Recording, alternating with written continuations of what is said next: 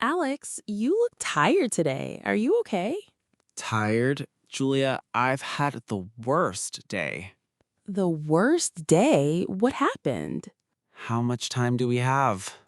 Oh no, that bad? Let's just say I should have stayed in bed.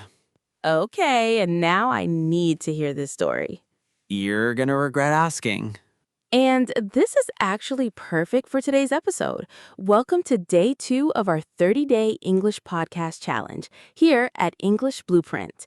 Today, Alex is going to tell us about his terrible day, and while you listen, you'll learn simple, natural English you can use to describe a bad day of your own.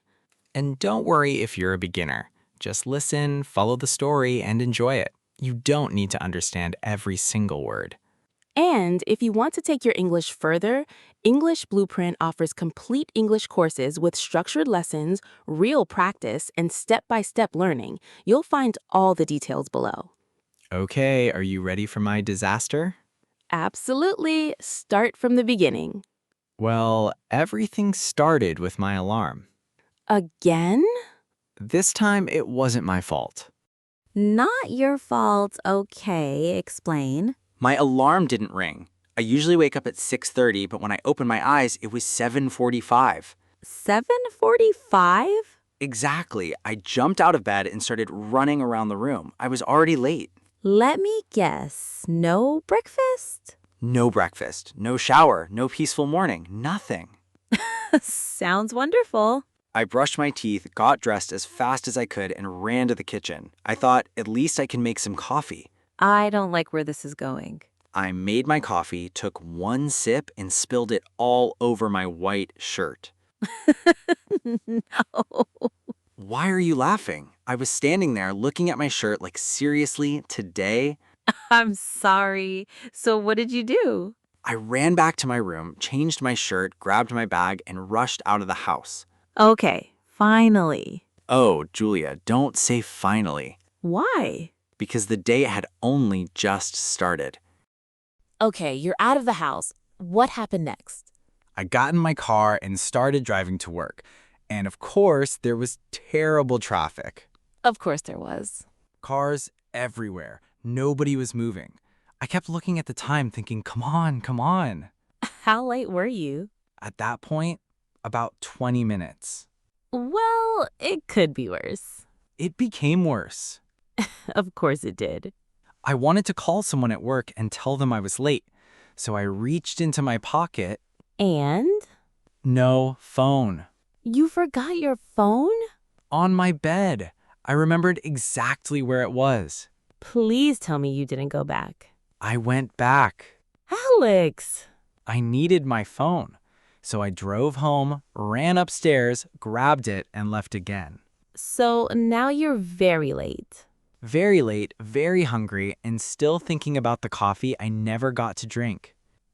At this point, I would have gone back to bed. Trust me, I was thinking about it. So you finally made it to work. Yes, almost 40 minutes late, but I made it. I don't think that's something to celebrate. After that morning, it felt like a victory. Fair enough. What happened when you walked in? Everyone was already in a meeting. Oh no. So I opened the door quietly, walked in, and tried to sit down without anyone noticing me. Did it work? Not even a little. What happened? My manager looked at me and said, Alex, perfect timing. You're next. Next for what? My presentation. You had a presentation? Apparently, and Julia, I had completely forgotten about it. Were you prepared at all? I hadn't eaten breakfast, I was 40 minutes late, and I'd already changed my shirt because of a coffee accident. Do you think I was prepared? Good point.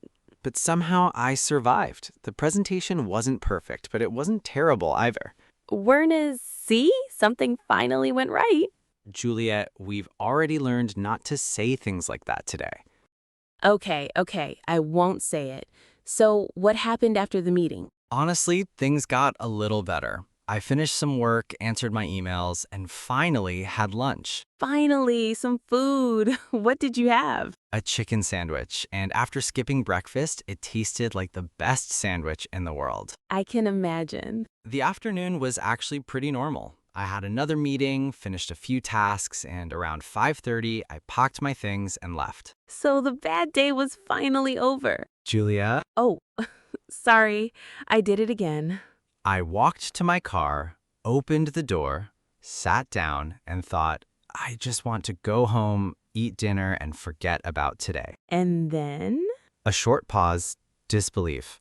I turned the key. Nothing? Nothing. I tried again and again. The car would not start. Oh, Alex, that's terrible. I just sat there in silence for about 10 seconds. What were you thinking? I should have stayed in bed. You were right. Luckily, one of my friends was still at work. He came outside, helped me with the car, and after about 20 minutes, we got it started. Finally. And yes, I'm allowed to say finally this time. Yes, this time you are. So you went straight home? Straight home, I changed into comfortable clothes, ordered dinner, turned off my phone, and sat on the sofa. No gym? Gym, Julia, surviving the day was my workout. Fair enough. And you know what? When I finally sat down, I started laughing. In the morning, everything felt terrible, but by the evening, it was already becoming a funny story. That's actually true. Sometimes a bad day becomes a good story later. Exactly. Although, next time, I'd prefer a boring story. Well, Alex, I think you've officially survived one very bad day. Thank you. It wasn't easy. And if you followed Alex's story, you just heard a simple way to describe a bad day in English. Start with how your day began, explain what went wrong, and tell us how it ended. And simple words can make your story much easier to follow. First, then, after that, unfortunately, luckily, and finally. Okay, Alex, 30 seconds. Your whole terrible day. Go. I woke up late because my alarm didn't ring. Then I spilled coffee on my shirt, forgot my phone, got stuck in traffic, and arrived late for work. After that, I remembered I had a presentation. Luckily, it went okay, but when I finished work, my car wouldn't start. Finally, my friend helped me and I got home. And that is how you describe a bad day in English. Now it's your turn. Have you ever had a terrible day? Write 3 or 4 simple sentences about it in the comments. Don't worry about making your English perfect. Just use it.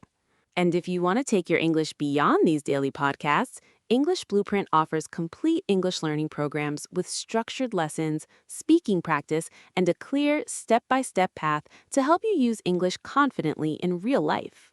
You'll find all the information below. And make sure you subscribe because we're only on day 2 of our 30-day English podcast challenge.